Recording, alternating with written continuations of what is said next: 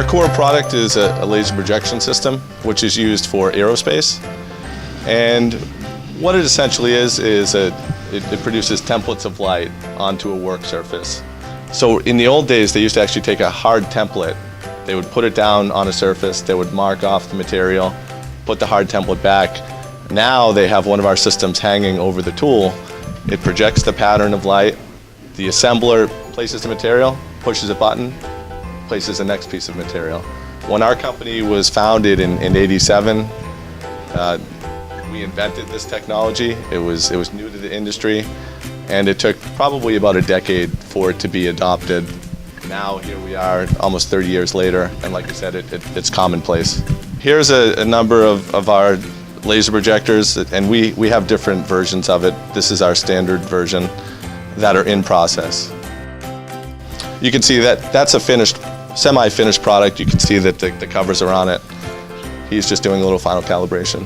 What percentage of growth has the company seen since you've started? We have strong double-digit growth pretty much annually. So I think year over year, we're averaging about 15% growth. But the company, since I've been here, it's grown eightfold. Is working in Massachusetts easy? Well, the company has always been based in Massachusetts. The company's, even before I started with it, moved maybe 5 times. They were bouncing around. Is this the only building that you guys operate? It is, yeah. So we support the world from this location.